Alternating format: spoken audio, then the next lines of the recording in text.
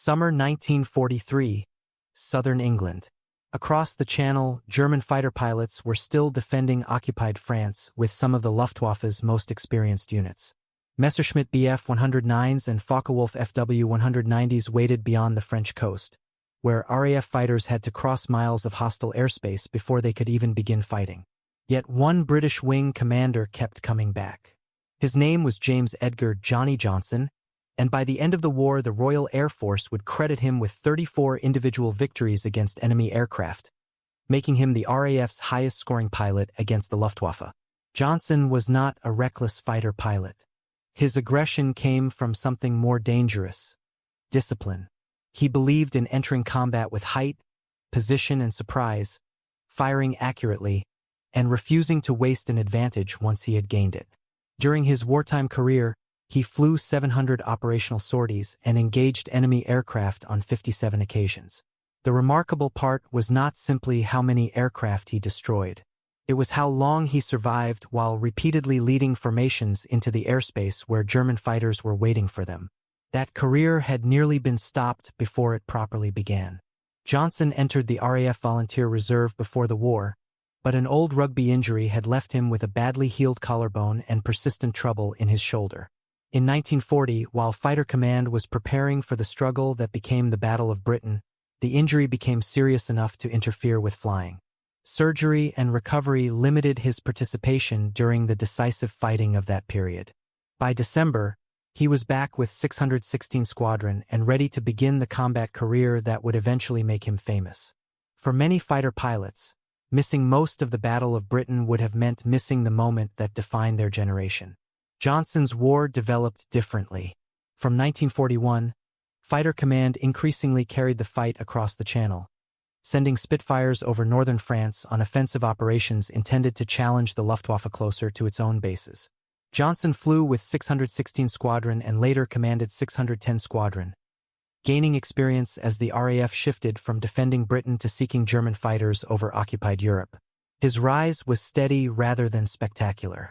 But the longer he fought, the more dangerous he became. And when the RAF finally gave him a wing of Spitfires to lead, German pilots would no longer be dealing with an inexperienced newcomer. They would be facing a fighter commander who had learned exactly when to attack, when to wait, and how to bring his pilots home. By 1941, Johnson was no longer learning how to survive in a Spitfire. He was learning how to make the aircraft work on his terms.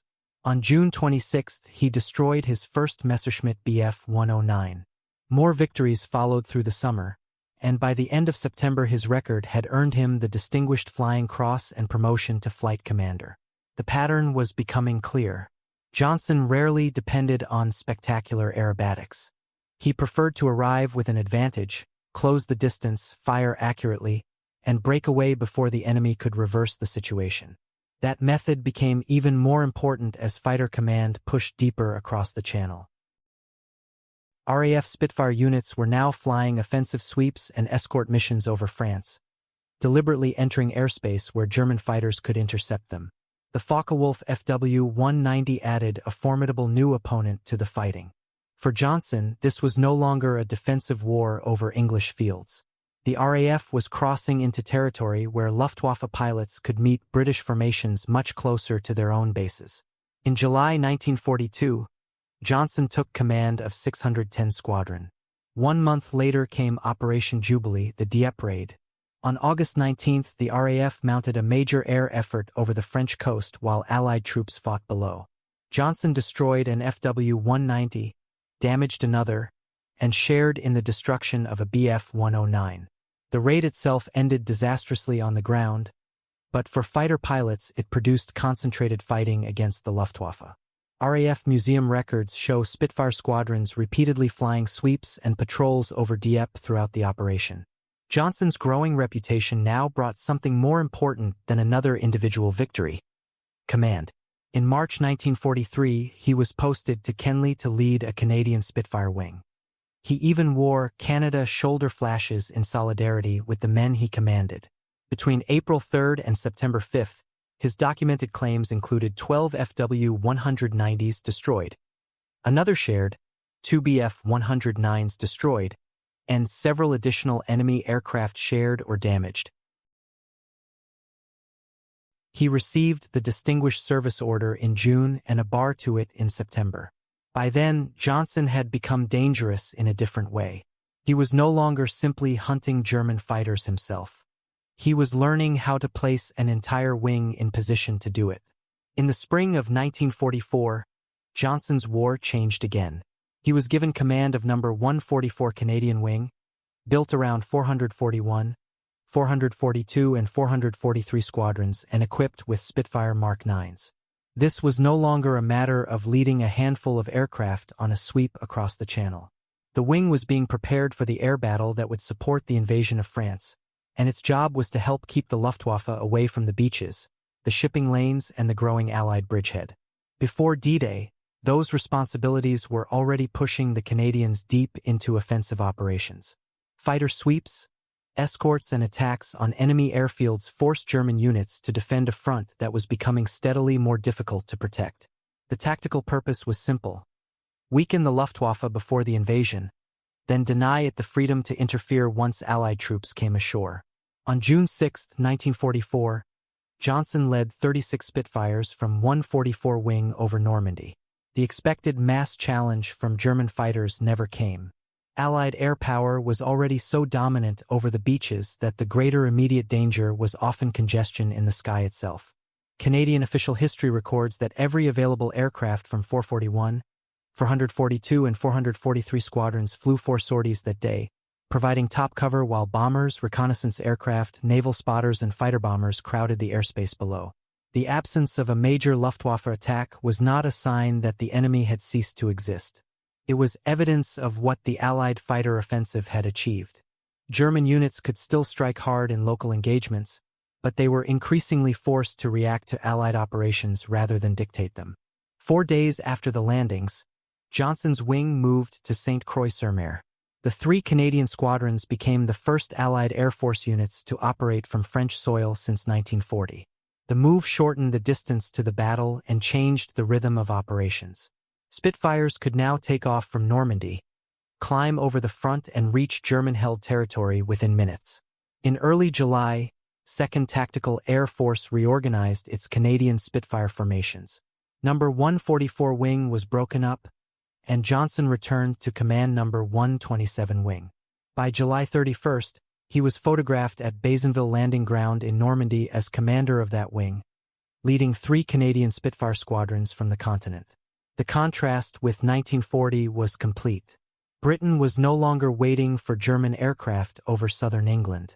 Johnson and his pilots were operating from France itself, following the Allied armies eastward and forcing the Luftwaffe to fight under steadily worsening conditions.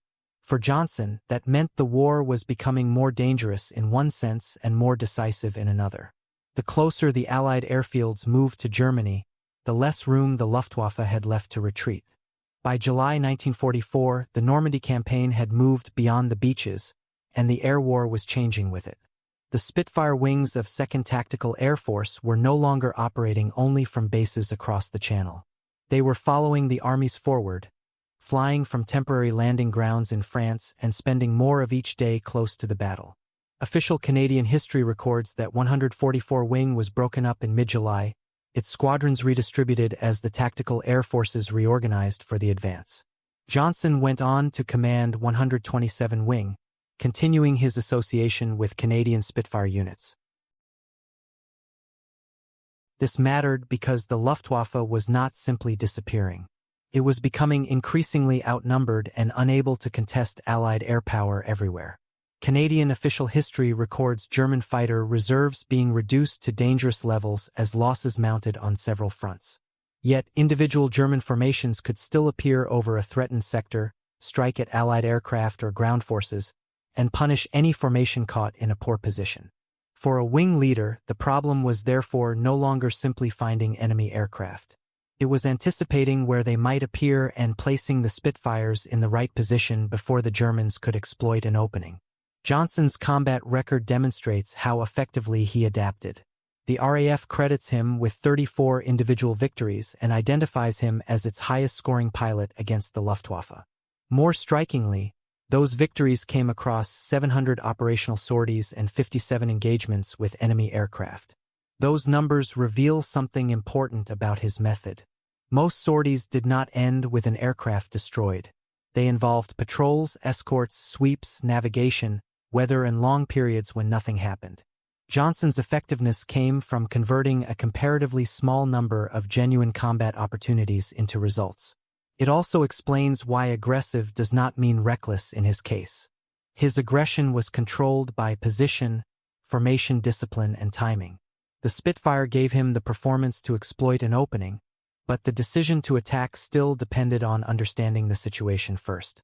Imperial War Museums preserves Johnson's own recollections of commanding 127, 144, and 125 wings in Britain and Northwest Europe, showing how his wartime role had expanded from individual fighter pilot to experienced formation commander. By late 1944, that experience would carry him beyond France and into the next phase of the campaign, where the Luftwaffe was weaker, but still capable of making a single mistake fatal. By the final months of the war, Johnson's role had moved beyond the individual contests that had built his reputation. Imperial War Museums records him commanding 125 Wing in Northwest Europe through 1945, part of the tactical air system advancing with the Allied armies toward Germany. From forward bases, Spitfire wings were expected to protect ground forces, escort other aircraft, patrol vulnerable sectors, and challenge whatever remained of the Luftwaffe's fighter strength. The enemy he faced was changing.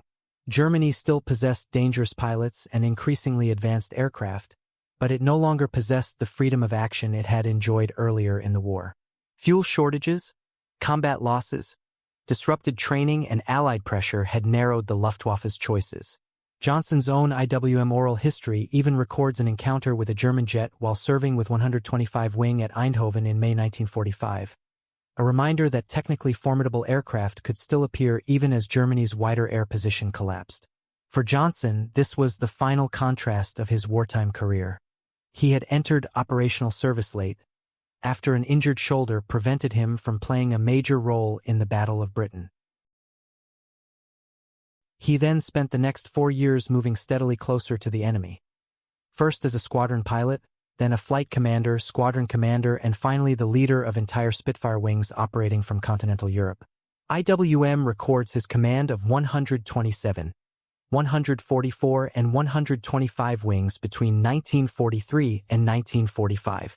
The RAF ultimately recognized him as its highest-scoring pilot against the Luftwaffe, with 34 individual victories. But the figure alone does not explain why Johnson became such a difficult opponent. His record was built around controlled aggression. He sought position before combat, maintained formation discipline, attacked when the advantage was real, and understood that bringing a wing home mattered as much as adding another victory to his own score. The Spitfire gave him speed, climb, maneuverability, and firepower. Experience taught him when to use them. The surviving record does not justify claiming that every German pilot feared Johnnie Johnson. What it does show is more compelling. 4 years, German fighter units faced a British commander who combined a high personal score with unusually sustained frontline leadership. His documented career makes the point more effectively. German fighter units repeatedly encountered a British commander who survived years of offensive operations, accumulated victories against both Bf-109s and Fw-190s, and continued leading formations until the Luftwaffe itself was being pushed back toward Germany. Johnson survived the war. His reputation survived with him. Today, the Royal Air Force still identifies him as its highest-scoring pilot against the Luftwaffe, while Imperial War Museums preserves both his photographs and his own recollections of those operations. If you enjoyed this story of Britain's most successful fighter ace against the Luftwaffe, hit the like button, subscribe, and turn on notifications. These are the men, machines, and decisions that shaped the air war over Europe, and there are many more stories still to tell.